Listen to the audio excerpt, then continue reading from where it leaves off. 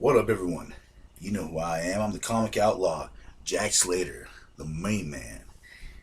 You know, the man you're gonna call when trouble goes down.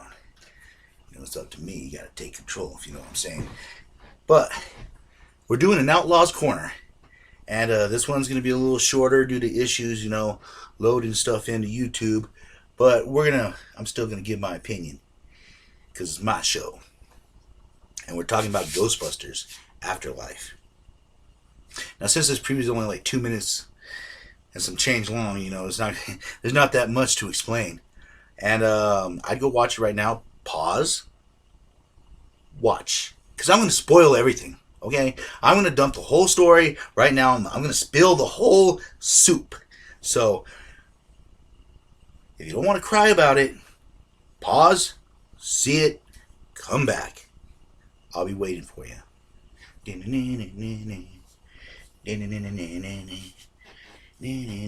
Jack Slater. All right. Hope you saw it. Damn good, isn't it? Thank you. Thank you, Harold Ramis. I know he passed away. I've loved his movies. He was a great actor. I loved Ghostbusters. I grew up with it. It was a staple. I used to have the toys, the action figure. I still have the Stay Puft Marshmallow Man in my collection, the original one. I loved it. I had the tower. I had Ecto 1.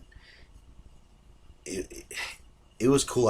I've seen all the cartoons. I've seen even the Funimation cartoon, because the idea and the concept of Ghostbusters was an old British show, and it turned into like a cartoon war thing, and that's why they became the real Ghostbusters. I've seen Extreme Ghostbusters, and if you haven't seen that, it is wonderful. It is stapled a little goth girl, a Mexican dude, a redhead guy in a wheelchair, like a black mechanic guy. It was real cool. It was real mixed. And then he brought in the original Ghostbuster voices from the cartoon, not from the movies, because cartoon voices are different. But very good. I'm glad this movie's coming out. I'm gonna flat out say this. I hated that Ghostbuster movie. And it wasn't because I'm sexist or I'm a fan, I'm a sad fanboy. I had high hopes. Every woman on there was gold. I mean, I saw the preview. The preview was but sometimes they make shitty previews and the movie's great. They don't know how to market it sometimes. I went in with high hopes, really high. And when I heard the boys were coming back for cameos, you didn't have to sell me on it. And I watched it and I was disappointed. The storyline sucked. It bombed. The storyline was horrible. Okay? And that. It is what it is. And, it's cool. I was all for an all-girl Ghostbuster thing. I thought it was awesome. I thought they wasted a cameo from Thor, the guy playing a complete idiot, and the women kind of objectifying him, when we're in an age where nobody's supposed to be objectifying anyone because it's just wrong. It was, I don't know, it just seemed like it stepped on his toes a lot. And for every okay scene, there was just something there where you're like, although I do love it, the power of Patty compels her. I laughed. I did get that didn't make me giggle. But it just wasn't what it was. Dan Aykroyd even said, we're never going that direction. This is a whole new thing. This is a continuation of the old thing. And I'm happy. People crap on nostalgia a lot. Oh, this makes you feel nostalgic. That's where you're going. Or this. Hell yeah. Okay? I want to feel happy. With all the crap that's going on nowadays, don't you just want to this feels good. It makes me feel like I'm 6 years old. Maybe for 2 hours, I could take my mind off all the crap that's going on in the world and just feel like I'm 12 again. Sitting with my friends with our little ecto packs and our toys and action figures. Going do, re, egon. Or just saying quotes from the movies like 24 hours a day, 7 days a week. No job is too big. No fee is too big. So, that we're talking about the cartoons, Yeah, you know what? Hell yeah, it's nostalgic. And I like it. Maybe it's time that We should all admit that we like it. I mean, why not? Hell yeah, it's a nostalgia movie, and thank you for giving it to us. I have real high hopes for this. I really want to see this. I'm so looking forward to this. Dan Aykroyd seems elated from it, and I take my cues from Aykroyd on this. I know Harold Ramis and Bill Murray got into a fight over Groundhog's Day, and they didn't really talk to each other for a long time. That was one of the big reasons this movie never got made, and that Bill Murray thought part two was real children-like, and he was steering away from the adult jokes, which is true. If you watch part one and part two nowadays without blinders as an adult, they're smoking in part one.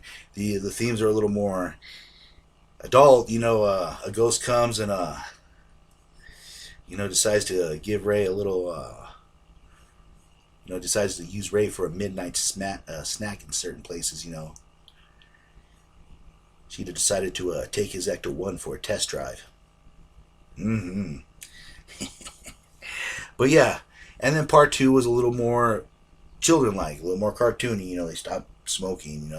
The jokes were a little more, for everyone. But it's just, it's the way it was. So it was a lot of fighting. They kind of fought on Groundhog's Day. Bill Murray wanted it darker. He wanted it lighter. There was a lot of production issues on that. They didn't talk for a long time. Ramis passed away, and sometimes it sucks, and I know this for personal experience, to get into a fight with someone and then have them not talk to you, and then for just something as stupid as an argument, you're going to lose a very good friend for life. And it seems so petty in the long run when they permanently disappear and they die, that you let all that time go with a friend or a buddy, a companion, over something that's so trivial you probably could have cleared it up in a 20-minute conversation.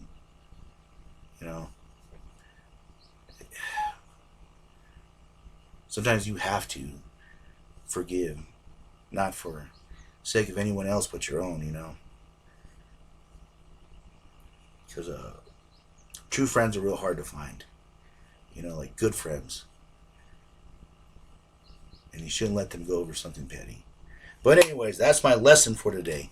We're coming back to Ghostbusters. I love that it's in a small town, small Midwestern thing. They're getting away from New York. I love that idea. Some kind of ghost mine. Egon's grandson, which is it's a great tribute to Harold Ramis. The Ghostbuster car comes out. There's a sidecar like in the toy. Now, if you remember, the sidecar in the toy popped out. Oh my God, or it was like Ninja Turtles. Reminds me of the Ninja Turtle van. I'm so looking forward to this. I'm very happy. The actors they chose, Paul Rudd, the guy from Ant-Man's in it. It looks like a good cast. A cast that likes to have fun. From the interviews I've seen, everyone's stoked to be on it. Everyone's happy to be on it. Ivan Reitman's son's doing it. So it's a nice, from one generation to another. This is the way it should have happened. There should have been more of a passing of the torch. And it's really sad when they cut Ivan Reitman from the girls' Ghostbusters, when they totally got rid of him. It took the heart of what they were trying to do out, and Dan Aykroyd, they took them out of it. You know what I mean? It really did. You can't just reboot something without having a love for it, or having that little bit of nostalgia that made you happy and wanting to do something different with it, but in the spirit, in the essence. And that other movie just didn't have the spirit of Ghostbusters. It wasn't there. But this feels right. And I'm looking forward to seeing it. I'm excited. They're starting to release the old Ghostbuster toys again, I've noticed. Completely blown away from that. I'm going to try to acquire a few. I might be doing a few shows on them if I do. I hope they release Ecto-1, because I'm definitely getting that. Oh, we're good. If I get Ecto-1, we're doing an entire show on that. Complete with me singing the Bobby Brown song. I'll be out there. Got to take control. Yep. I'll be sitting there with the car, dude, all happy. Guarantee it. But yeah, check out that Ghostbusters Afterlife. Look at it. I mean, it's awesome. I mean, next to the video game that they made with all the original guys' voices, I felt that was the only sequel we were ever going to have. You know, especially after I saw the other movie. But this brings hope to me. Yes. So Ghostbusters Afterlife. Check out the previews. Hype it up. You know, like talk about it. You know, show people it. Tell people it's back. The nostalgia's back. The Ghostbusters are back, and it's all gonna be fun. I have a feeling. So, that's my thoughts on the previews of Afterlife. And this is Outlaws Corner. And I'm Jack Slater, the Comic Outlaw.